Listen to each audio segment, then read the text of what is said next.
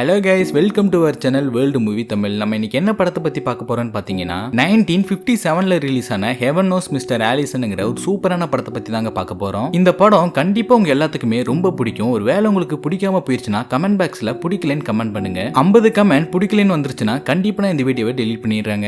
ஏன் நான் இவ்வளவு கேரண்டியா சொல்றேன்னா இந்த வீடியோவை ஸ்கிப் பண்ணாம ஃபுல்லா பாருங்க, உங்களுக்கே புரியும். சரி, இந்த படத்தோட ஸ்டார்டிங் சீன்ல ஒரு சின்ன போட்டை காமிக்கிறாங்க. அந்த போட்ல ஒருத்தர் இருக்காரு. அவர் யாருன்னு பாத்தீங்கன்னா ஜப்பானிய ராணுவத்துக்கு இருந்து தப்பிச்சு வந்த ஒரு அமெரிக்கன் நேவி ஆபீசர். தொடர்ந்து 7 நாட்கள் அந்த குட்டி போட்லயே பயணம் பண்ணி கடைசியில ஒரு தீவுக்கு வந்து சேர்ந்துடுறாரு. அங்க அந்த தீவுலயும் யாரும் இருக்கிற மாதிரி தெரியல. இருந்தாலும் இவர் எதுக்கோ செக் பண்ணி பார்க்கலான்னு சொல்லி அந்த தீவை நல்லா சுத்தி பாக்குறாரு. பார்த்தா அங்க ஒரு சர்ச் இருக்கு. அந்த சர்ச்ல யாராச்சும் இருக்காங்களான்னு பாக்குறதுக்காக இவர் கிட்ட போறாரு. அப்ப அந்த சர்ச்சுக்குள்ள இருந்து ஒரு இளம் வயது நன்னு வெளியே வராங்க. அவங்க இந்த சோல்ஜரை பார்த்து ரொம்பவே அதிர்ச்சி ஆயிடுறாங்க. அதனால இந்த சோல்ஜர் என்னால உங்களுக்கு எந்த ஆபத்து வராது, அதனால என்னை பார்த்து பயப்படாதீங்கன்னு சொல்றாரு. அதுக்கப்புறம் அந்த சோல்ஜர் அந்த நன்னு கிட்ட நான் சர்ச்சுக்குள்ள வரலாமான்னு கேட்கறான். அதுக்கு அவங்களும் இருந்துகிட்டு உள்ள வாங்கன்னு சொல்றாங்க.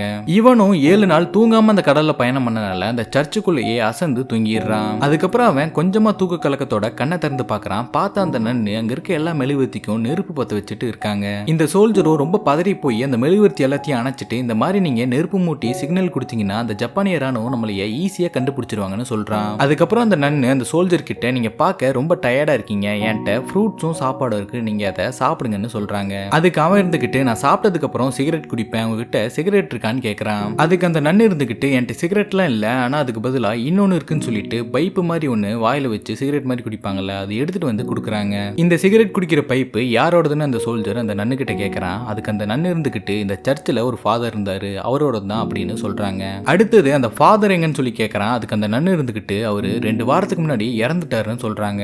ஆக்சுவலா என்ன நடந்திருக்கும்னா போர் காரணமாக அந்த தீவுல இருக்கவங்க எல்லாருமே தப்பிச்சு போறதுக்கு ஒரு வாய்ப்பு கிடைச்சிருக்கும். ஆனா அந்த சர்ச்சில் இருக்க ஃபாதருக்கு உடம்பு முடியாதனால அவரால் மட்டும் தப்பிக்க முடியாம போயிருக்கு. அதனால இந்த நன்னும் அவருக்கு உடம்பு முடியாதனால அவரை பாத்துக்கிறதுக்கு இந்த தீவிலேயே தப்பிச்சு போகாம இருந்துக்கிட்டாங்க. ஆனா கொஞ்ச நாள்லயே அந்த ஃபாதரும் இறந்து போயிடுறாரு. அதெல்லாம் கேட்டு முடிச்சதுக்கு அப்புறம் அந்த சோல்ஜர் பழத்தை பறிக்கலான்னு சொல்லி அங்க இருக்கிற ஒரு பெரிய மரத்துல ஏறி அதுல இருக்க பழங்கள் எல்லாம் பறிச்சு கீழே இருக்கிற நன்னு கிட்ட தூக்கி போடுறாரு. அந்த ஃப்ரூட்ஸ் எல்லாம் கலெக்ட் பண்ணதுக்கு அப்புறம் அந்த சோல்ஜர் அந்த தீவுல ரகசியமா இருக்கிற ஒரு குகையையும் கண்டுபிடிக்கிறான். சப்போஸ் ஜப்பானிய ராணுவம் இந்த தீவை கண்டுபிடிச்சிச்சுன்னா நம்ம இந்த குகையில மறைஞ்சு அவங்க கிட்ட இருந்து தப்பிச்சிடலான்னு அந்த நன்னு கிட்ட அந்த சோல்ஜர் சொல்றான். அதுக்கப்புறம் அவங்க 2 பேரும் எத்தனை நாள் தான் ஃப்ரூட்ஸே சாப்பிடுறது, நான்வெஜ் சாப்பிடணும்னு சொல்லி மீன் பிடிக்க முடிவு பண்றாங்க.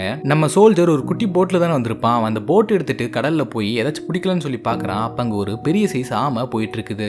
உடனே இவன் அந்த ஆமையோட கழுத்துல ஒரு தூண்டில் போட்டு பிடிச்சிடலான்னு பாக்குறான். ஆனா அந்த ஆமை ரொம்ப பெருசா இருக்குது, இவனையே தண்ணிக்குள்ள இழுத்துருச்சு. ஆனா அந்த சோல்ஜர் எப்படியும் அந்த ஆமையை பிடிச்சிட்டு கரைக்கு வந்துடுறான். அதுக்கப்புறம் அவங்க அந்த ஆமையை ஒரு சூப் மாதிரி வச்சு சாப்பிடுறாங்க. அப்படி சாப்பிட்டு இருக்கப்ப அந்த நன்னு இருந்துகிட்டு ஜப்பானிய ராணுவம் இந்த தீவை கண்டுபிடிச்சு இங்க வரதுக்கு வாய்ப்பு இருக்கான்னு சொல்லி கேட்கறாங்க. அதுக்கு நம்ம சோல்ஜர் அவங்களுக்கு இந்த தீவுல யார் இல்லைன்னு தெரிஞ்சிருக்கும், அதனால அவங்களோட பாதுகாப்புக்காக இந்த தீவுக்கு வரதுக்கு நிறைய வாய்ப்பு இருக்குன்னு சொல்றான். இவன் அந்த குட்டி போட்டை மீன் பிடிக்க எடுத்துட்டு போனப்ப அந்த போட்டு கொஞ்சம் டேமேஜ் ஆயிருக்கும். ஆனா அடுத்த நாள் இவங்க மீன் பிடிக்க போயாகணும். அதுக்கு போட்டு தேவைங்கிறதுனால அந்த நன்னும் அந்த சோல்ஜரும் சேர்ந்து ஒரு போட்டை உருவாக்கிட்டு இருக்காங்க. அந்த நேரத்துல ஒரு ஜப்பானிய விமானம் அந்த தீவுக்கு மேல பறந்து போகுது. அதை பார்த்துட்டு நம்ம சோல்ஜர் அங்க இருக்கிற ஒரு மர கிளையை எடுத்து அவனையும் நன்னையும் மறைக்கிற மாதிரி போட்டுக்கிறான். இன்னமும் நிறைய விமானம் அந்த தீவுக்கு மேல பறந்து போயிட்டு வந்துட்டு இருக்குது. அதை பார்த்துட்டு நம்ம சோல்ஜர் நம்ம கொஞ்ச நாள் அந்த குகையிலேயே தங்கலாம், அதுதான் நமக்கு பாதுகாப்புன்னு சொல்றான். அதுக்கப்புறம் அந்த சோல்ஜரும் அந்த நன்னும் சேர்ந்து அந்த குகையிலேயே தங்க ஆரம்பிக்கிறாங்க. ஆனா கொஞ்ச நாள்லயே அந்த தீவுல ஏதோ பயங்கரமா குண்டு வெடிக்கிற மாதிரி சவுண்ட்ல இவங்களுக்கு கேட்க ஆரம்பிக்குது. ஆக்சுவலா என்னாச்சுன்னா ஜப்பானிய ராணுவம் அந்த தீவுல யாரும் வந்து தங்கிடக்கூடாதுன்னு சொல்லிட்டு அந்த தீவை அழிக்கிறதுக்கு முடிவு பண்ணிட்டாங்க.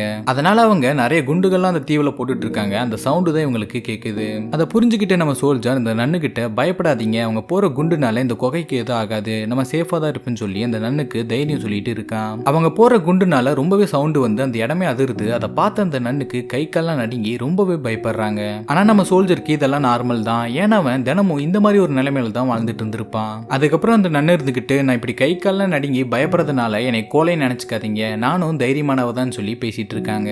அதுக்கு அடுத்த நாள் குண்டு போறதும் நின்றுது. அதனால ஜப்பானிய வீரர்கள்லாம் இந்த தீவை விட்டு போயிட்டாங்கன்னு சொல்லி பாக்குறதுக்காக இவங்க அந்த குகையிலிருந்து வெளியே வராங்க. அப்போ பாக்குறப்பதான் தெரியுது அந்த ஜப்பானிய வீரர்கள் கொஞ்ச நாள் இந்த தீவிலே தங்கலான்னு சொல்லி அங்க கூடாரம் போட்டிருக்காங்கன்னு. அவங்க போட்ட குண்டுனால அந்த தீவுல இருக்கிற சர்ச் முத கொண்டு எல்லாமே தரமட்டமாயிருச்சு. ஆனா அவங்க வச்சு சாமி கும்பிட்டு இருந்த அந்த சிலுவை மட்டும் அப்படியே இருக்குது. இப்போ ஜப்பானிய ராணுவம் அங்க இருக்கிறதுனால இவங்கனால அந்த தீவை விட்டு எங்கேயுமே வெளியே போக முடியாது. அதனால இவங்க 2 பேரும் அந்த குகையிலேயே தான் கொஞ்ச நாள் தங்கியாகணும். அதுக்கப்புறம் இவங்க 2 பேத்துக்கும் ரொம்பவே பசிக்குது. அதனால நம்ம சோல்ஜர் மீன் பிடிக்கலான்னு சொல்லி அந்த தீவுல இருக்கிற ஒரு கரையோரத்துல இருந்து மீன் பிடிச்சிட்டு இருக்கான். ஆனா ஜப்பானிய வீரர்கள் அந்த இடத்தையும் நோட்டை விட்டுட்டு மட்டும் தான் இருக்காங்க. அவங்கள பார்த்தது நம்ம சோல்ஜர் டக்குன்னு மறைஞ்சுக்கிறான். அதுக்கப்புறம் எப்படியோ ஒரு மீனை பிடிச்சிட்டு குகைக்கு வந்துடுறான். ஆனா அங்க ஜப்பானிய ராணுவம் இருக்கனால இவங்க தீ மூட்டி சமைச்சு சாப்பிட முடியாது. அந்த மீனை அப்படியே பச்சையா தான் சாப்பிட்டாகணும். நம்ம சோல்ஜர்னால அந்த மீனை பச்சையா சாப்பிட முடியுது. ஆனா நம்ம நன்னுனால அந்த மீனை பச்சையாவே சாப்பிட முடியல. ஒரு பீஸ் எடுத்து வாயில போட்டு அப்புறம் கீழே துப்பிடுறாங்க.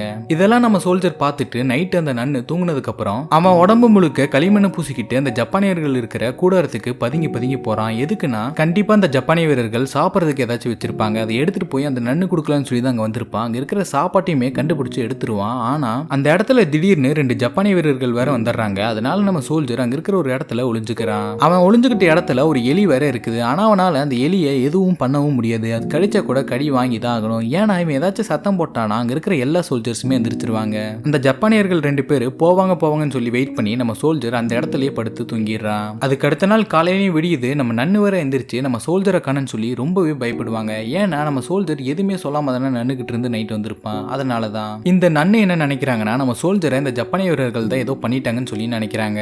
அதுக்கப்புறம் இவங்க அவங்க கிட்ட போய் சரணடைஞ்சிடலாம்னு சொல்லி அவங்க வச்சிருக்கிற சிலுவை கையில் எடுத்துக்கிட்டு கொஞ்சம் கொஞ்சமா அந்த கூடாரத்தை நோக்கி நடந்து போயிட்டு இருக்காங்க. அப்போ கரெக்டா நம்ம சோல்ஜர் அந்த இடத்துக்கு வந்து எங்க நீங்க போயிட்டு இருக்கீங்கன்னு சொல்லி அந்த நன்னை மறுபடியும் குகைக்கு கூட்டிட்டு போயிடுறான். அந்த நன்னு இருந்துகிட்டு நீங்க என்கிட்ட சொல்லிட்டு போயிருக்கலாம்ல, அந்த ஜப்பானிய வீரர்கள் உங்களை கொன்னுட்டாங்கன்னு சொல்லி நான் ரொம்பவே பயந்து போயிட்டேன்னு சொல்றாங்க. அதுக்கப்புறம் நம்ம சோல்ஜர் அந்த கூடாரத்துல இருந்து எடுத்துட்டு வந்த ஒரு சீப் எடுத்து அந்த நன்னு கிட்ட தலை சீவறதுக்காக கொடுக்கறான். ஆனா அந்த நன்னு என்ன சொல்றாங்கன்னா நாங்க எங்க வாழ்க்கைய கடவுளுக்கு அர்ப்பணிக்கிறதுனால நாங்க முடியெல்லாம் சாட்டா வெட்டிப்போம். அதனால இந்த சீப் எங்களுக்கு தேவைப்படாதுன்னு சொல்றாங்க. அவன் இருந்துகிட்டு நீங்க ஒருவேளை கன்னியாஸ்திரி ஆகாட்டி எப்படிப்பட்ட வாழ்க்கைய வாழ்ந்துட்டு இருந்திருப்பீங்கன்னு சொல்லி கேட்கறான். அதுக்கு அவங்க இருந்துகிட்டு எனக்கு அந்த மாதிரி ஒரு ஐடியாவே இல்லைன்னு சொல்லிடுறாங்க. அதுக்கப்புறம் அவங்க அந்த குகையை விட்டு வெளியே வந்து பாக்குறாங்க. பார்த்தா அங்க இருந்த ஜப்பானிய ராணுவம் அந்த தீவை விட்டு போயிட்டாங்க. அதனால இவங்க ரொம்பவே சந்தோஷமா கீழே இறங்கி வந்து அங்கிட்டும் குதிச்சு விளையாண்டு இருக்காங்க. இவங்க ஏன் இவ்வளவு சந்தோஷப்படுறாங்கன்னா 10 நாட்களா அந்த குகையிலேயே ஒரு ஜெயில் வாழ்க்கை மாதிரி வாழ்ந்துட்டு இருந்தாங்க. இப்ப இவங்களுக்கு சுதந்திரம் கிடைச்ச மாதிரி தானே. அதனாலதான் இவங்க ரொம்பவே சந்தோஷப்படுறாங்க. அதுக்கப்புறம் நம்ம சோல்ஜர் அவனோட தாடி எல்லாம் சேவ் பண்ணிட்டு அங்க இருக்க கடல் தண்ணியில ஜாலியா குளிச்சிட்டு இருக்கான். நம்ம நன்னு இருந்துகிட்டு அவங்க வச்சிருக்கிற இன்னொரு துணியை எடுத்து அவங்க போட்டுக்கிறாங்க. உங்களுக்கு மனைவி குழந்தைங்கன்னு யாராச்சும் இருக்காங்களான்னு சொல்லி நம்ம நன்னு நம்ம சோல்ஜர்கிட்ட கேட்கறாங்க. அதுக்கு அவன் இருந்துகிட்டு இது நாள் வரைக்கும் கல்யாணம் குழந்தைங்க குட்டின்னு எந்த ஐடியாவும் வந்ததில்ல. ஆனா எனக்கு இப்ப உங்களை பார்த்ததும் அந்த ஐடியா வருதுன்னு சொல்றான். அதுக்கு அந்த நன்னு கொஞ்ச நேரம் அமைதியா இருந்துட்டு எங்களுக்கு இந்த மாதிரி வாழ்க்கையெல்லாம் வேண்டான்னு சொல்லி தான் நாங்க இப்படி இருக்குன்னு சொல்லிட்டு அவனோட ப்ரொபோசலை ரிஜெக்ட் பண்ணிடுறாங்க. ஆனா நம்ம சோல்ஜர் இது எதுவும் பெருசா எடுத்துக்கல. ஏன்னா அவன் மனசுல தோணுதை அவன் கேட்டான், அவ்வளவுதான். அவங்க ரிஜெக்ட் பண்ண நினைச்சு அவன் ரொம்ப ஃபீல் எல்லாம் பண்ணல. அதுக்கப்புறம் நம்ம சோல்ஜர் அந்த நன்னு கிட்ட நான் ப்ரப்போஸ் பண்ணதை மறந்துருங்கன்னு சொல்லிடுறான். அதுக்கு அடுத்தது அவங்க 2 பேரும் சேர்ந்து இந்த ஜப்பானிய வீரர்கள் விட்டுட்டு போன ஒரு சரக்கு பாட்டிலை கண்டுபிடிக்கிறாங்க. நம்ம சோல்ஜர் சாப்பாடு கூட சாப்பிடாம அந்த பாட்டில் இருக்கிற எல்லா சரக்கையும் ஊத்தி ஊத்தி குடிச்சிட்டு இருக்கான். நம்ம நன்னுக்கும் கொஞ்சம் கொடுக்குறான். ஆனா அவங்களுக்கு அது சுத்தமா பிடிக்கல. அவன் போதையில என்னென்னமோ வளரிட்டு இருக்கான். அவன் என்ன சொல்றான்னா நீங்க இந்த இடத்துல ஒரு கிளவியா இருந்தா பிரச்சனையே இல்லை. ஆனா நீங்க இப்படி அழகா இருந்தா உங்களுக்கு ப்ரப்போஸ் பண்ணாம எப்படி இருக்க முடியும்னு சொல்லிட்டு என்னென்னமோ சொல்லிட்டு இருக்கான். அதுக்கப்புறம் நம்ம சோல்ஜர் அந்த நன்னு ஒரு சிகரெட் குடிக்கிற பைப்பு கொடுத்துருப்பாங்கல்ல, அதை எடுத்து தூக்கி போட்டு உடைச்சிடறான். அதுக்கு அந்த நன்னு இருந்துகிட்டு இது நான் அந்த ஃபாதரோட ஞாபகார்த்தமா வச்சிருந்தேன், இப்படி அநியாயமா உடைச்சிட்டியன்னு சொல்லி அவனை கண்டமணிக்கு திட்டுறாங்க. அப்போ நம்ம சோல்ஜர் அவங்கள சமாதானப்படுத்தலாம்னு சொல்லிட்டு அவங்க கிட்ட வர்றப்ப அவனோட கை தெரியாதனமா அவங்க மேல பட்டுருது. அவன் போதையில இருக்கனால ஏதாச்சும் தப்பு நடந்துன்னு சொல்லிட்டு அந்த நன்னு அந்த இடத்த விட்டு வெளியே ஓடி போயிடுறாங்க. இவனும் அந்த நன்னை தேடி வெளியே போய் பார்க்கலான்னு போறான். ஆனா வெளியே ரொம்பவே மழை பெய்யுது. அதனால இவனாலையும் அந்த நன்னை தேடி வெளியே போக முடியல. அதுக்கு அடுத்த நாள் இவன் அவங்களை தேடி பார்க்கறப்பதான் தெரியுது அவங்க ஒரு சகதியில படுத்திருக்காங்கன்னு. நைட்டெல்லாம் ரொம்ப மழை பெஞ்சதுனால அந்த நன்னுக்கு குளிர் காய்ச்சலே வந்துருச்சு. அந்த நேரத்துல வேற அந்த தீவுல இருந்து போன ஜப்பானிய வீரர்கள்லாம் திரும்பவும் அந்த கூடாரத்துக்கே வந்துட்டாங்க. அதனால நம்ம சோல்ஜர் அந்த நன்னை கூட்டிட்டு அவங்க இருந்த அந்த குகைக்கே திரும்பவும் போயிடுறாங்க. அவங்களுக்கு வேற குளிர் காய்ச்சல்னால உடம்பெல்லாம் ரொம்ப நடுங்க ஆரம்பிச்சிருது. இப்படியே போன அவங்க நிலைமை ரொம்பவே மோசமாயிரும். அதனால நம்ம சோல்ஜர் அவனோட சட்டையை கழட்டி அந்த நன்னுக்கு குளிருக்காக போத்தி விடுறான். இருந்தாலுமே அவங்களால அந்த குளிரை தாங்க முடியல. வேற வழி இல்லாம அந்த நன்னுக்கு போத்திக்கிறதுக்கு ஏதாச்சும் துணி எடுக்கிறதுக்காக அந்த கூடாரத்துக்கு திரும்பவும் நம்ம சோல்ஜர் போறான். அவன் அங்க போர்வையும் கண்டுபிடிச்சிடுறான். ஆனா அந்த நேரத்துல ஒரு ஜப்பானிய வீரன் அவனை பாத்துறான். அதனால அவன் வச்சிருக்க கத்தியை வச்சு அந்த ஜப்பானிய வீரனை குத்தி கொன்னுட்டு அவனோட பாடியை கடலை தூக்கி போட்டுறான். அதுக்கப்புறம் அந்த போர்வையை எடுத்துட்டு போய் அந்த நன்னுக்கு போத்தி விட்டுறான். இப்ப அவங்களுக்கு குளிர் பரவாயில்லையா இருக்குது. அப்போ அந்த நன்னு என்ன சொல்றாங்கன்னா உன்னால எனக்கு எந்த ஆபத்தும் வராதுன்னு எனக்கு தெரியும். எனக்கும் உன் மேல ஏதோ ஒரு விதமான ஃபீலிங்ஸ் இருக்குது. ஆனா அதை காதல்னு சொல்லிட முடியாது. ஆனா நான் இப்ப வாழ்ற வாழ்க்கைக்கு அதெல்லாம் ஒத்து வராது. அதனாலதான் நீ கேட்கிற கேள்விக்கெல்லாம் பதில் சொல்ல முடியாம அந்த இடத்த விட்டு நான் வெளியே ஓடி போனேன்னு சொல்லிட்டு இருக்காங்க. அந்த நேரத்துல அந்த ஜப்பானிய ராணுவம் வேற அந்த தீவெல்லாம் எரிச்சிட்டு இருக்காங்க. என்னடான்னு பார்த்தா நம்ம சோல்ஜர் அந்த ஜப்பானிய வீரனை கொண்டு போட்டிருப்பான்ல, அவனோட டெட் பாடியை அந்த ராணுவம் கண்டுபிடிச்சிருப்பாங்க. அதனால இவனை தேடுறதுக்காக தான் அந்த தீவை நெருப்பு வச்சு அவங்க எரிச்சிட்டு இருக்காங்க.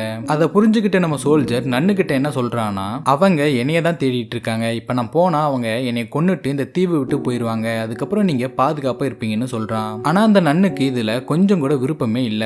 இவங்க இப்படி பேசிட்டு இருக்கிறப்ப இவங்க இருக்கிற தீவுக்கு மேல நிறைய விமானங்கள்லாம் போற சவுண்டு கேக்குது. என்னடான்னு பார்த்தா அமெரிக்க ராணுவம் அங்க வந்துடுறாங்க. இப்ப அமெரிக்க ராணுவத்துக்கும் ஜப்பானிய ராணுவத்துக்கும் பெரிய சண்டையே போகுது. அந்த சண்டையில அமெரிக்க ராணுவம் ஜெயிச்சிடுறாங்க. இதுக்கப்புறம் நம்ம சோல்ஜரும் அந்த நன்னும் பாத்துக்க மாட்டாங்கன்னு அவங்களுக்கே தெரிஞ்சிருச்சு. நம்ம சோல்ஜரோட கையில அடிபட்டிருக்கோம். அந்த அடிபட்டிருக்க இடத்துல அந்த நன்னு அவங்களோட துணியை கிழிச்சு அந்த காயத்துக்கு மேல கட்டி விடுறாங்க. அதுக்கப்புறம் நம்ம சோல்ஜரை அவங்க ஸ்ட்ரக்சர்ல படுக்க வச்சு தூக்கிட்டு போறாங்க. அந்த நேரத்துல அவனுக்கு சிகரெட் குடிக்கணும் போல இருக்குது. ஆனா அவனோட கையில அடிபட்டிருக்கனால அந்த நன்னு அவனோட கையா செயல்பட்டு அவனுக்கு அந்த சிகரெட்டை பிடிச்சு விடுறாங்க. இதோட இந்த படமும் முடியுது. ஒரு சின்ன 18+ சீன் கூட இல்லாம அந்த காலத்துல இந்த படத்தை எவ்வளவு அருமையா எடுத்திருக்காங்க. இப்போ சொல்லுங்க, உங்களுக்கு இந்த படம் பிடிக்காம போறதுக்கு வாய்ப்பு இருக்குதா? உங்களுக்கு இந்த வீடியோ பிடிச்சிருந்துச்சுன்னா நம்ம சேனலை மறக்காம சப்ஸ்கிரைப் பண்ணி லைக் பண்ணிக்கோங்க. அடுத்த வீடியோல உங்களை சந்திக்கிற வரைக்கும் மிஸ் யூ கைஸ்.